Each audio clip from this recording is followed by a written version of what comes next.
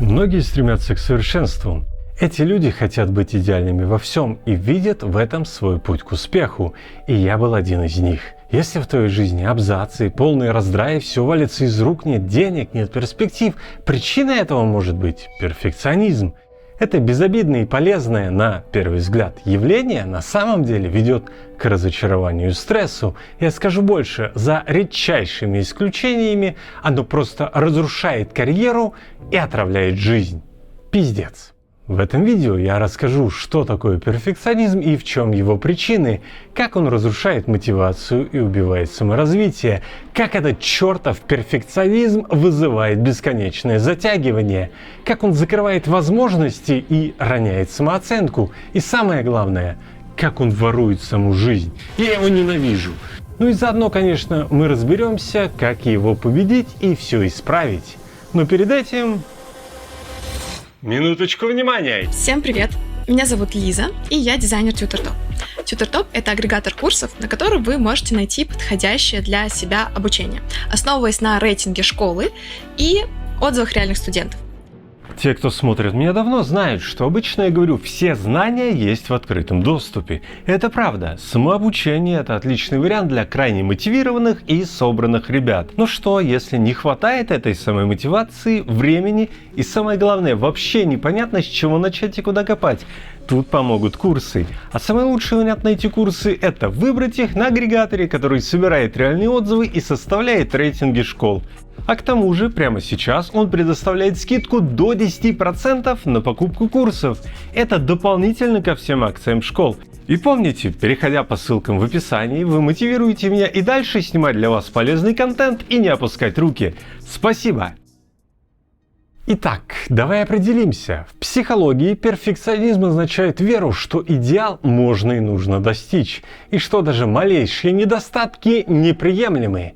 Перфекционист стремится сделать все идеальным и убрать любые несовершенства.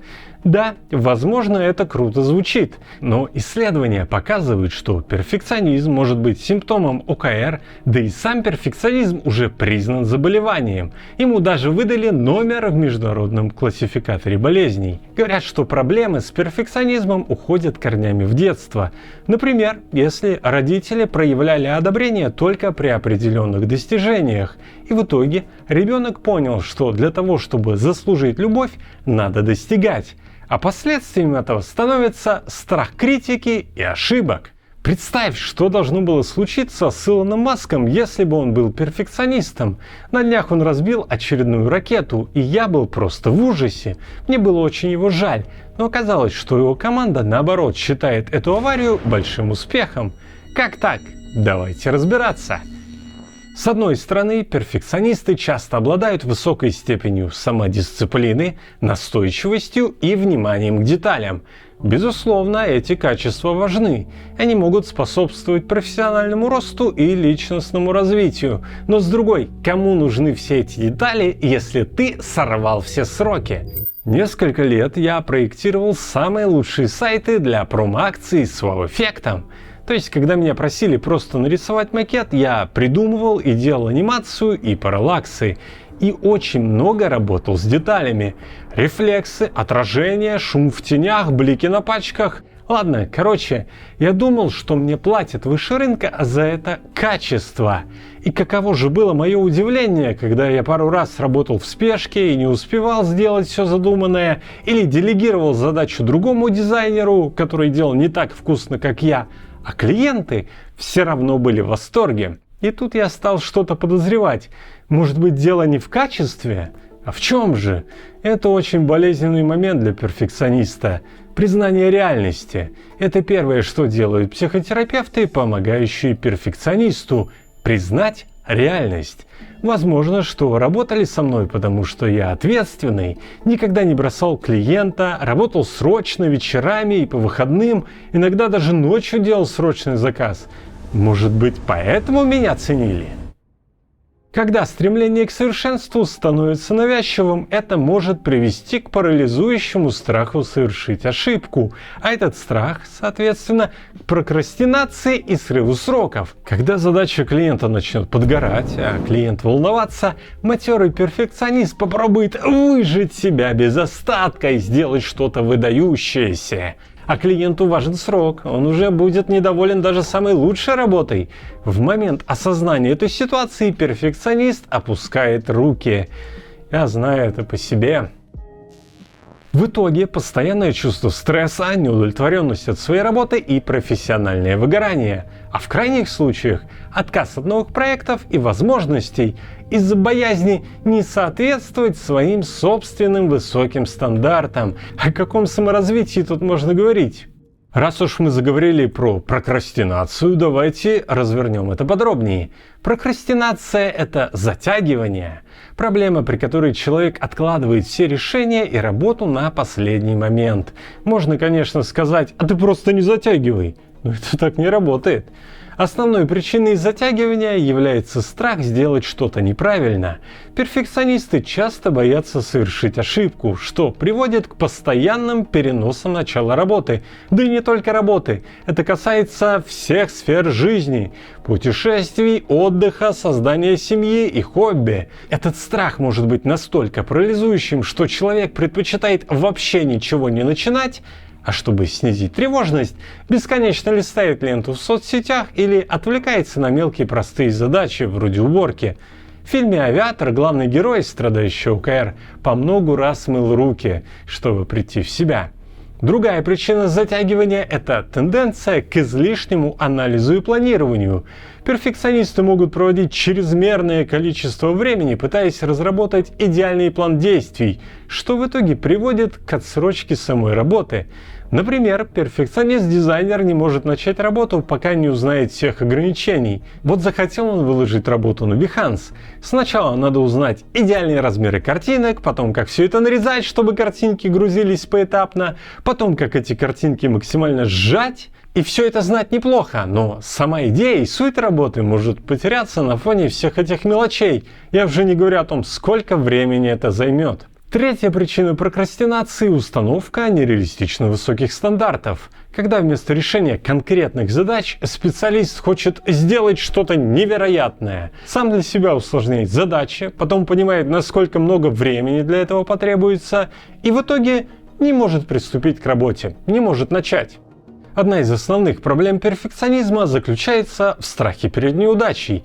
Перфекционисты часто так боятся совершить ошибку, что предпочитают оставаться в привычной среде, где они чувствуют себя уверенно. В конечном итоге этот страх приводит к уклонению от новых задач, идей и проектов. Высокие стандарты перфекциониста делают новые испытания непреодолимыми, поскольку перфекционисты часто ожидают мгновенных идеальных результатов, и это создает дополнительный психологический барьер для выхода из зоны комфорта.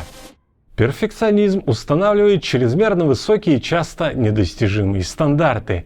Когда люди не могут достичь этих идеалов, они склонны воспринимать это как личную неудачу. Это постоянное чувство неудовлетворенности своими достижениями подрывает самооценку и зачастую приводит к самокопанию и недовольству собой. Перфекционизм порождает страх совершения ошибок. В мире перфекциониста ошибки воспринимаются как катастрофы, а не как естественная часть обучения и развития.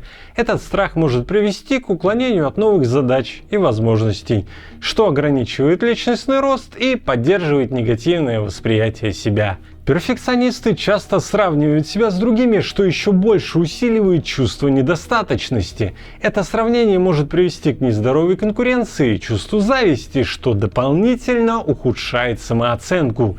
Короче, самооценки перфекциониста капец. А еще перфекционизм ворует саму жизнь. Синдром отложенной жизни – это явление, при котором люди откладывают свои мечты и желания на подходящий момент, который так и не наступает. У перфекционистов этот синдром проявляется наиболее остро, ведь они постоянно ищут идеальных условий. Перфекционизм становится препятствием к наслаждению жизнью здесь и сейчас. Стремление к идеалу заставляет откладывать важные решения и действия до тех пор, пока все не будет идеально. Это касается карьеры, личной жизни, путешествий, образования и многих других аспектов жизни. Перфекционисты часто ждут идеального момента, чтобы начать что-то новое или сделать изменения в жизни. Однако в реальности такой момент крайне редко наступает. Потому что жизнь – это поток переменчивых обстоятельств, а не набор идеальных сценариев. Этот постоянный поиск совершенства приводит к тому, что настоящее ускользает незамеченным. И вместо того, чтобы ценить и наслаждаться текущим моментом, перфекционисты застревают в ожидании идеальных условий.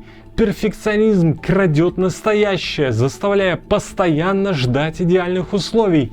Осознание и принятие неизбежности несовершенства помогает освободиться от синдрома отложенной жизни и начать ценить каждый момент.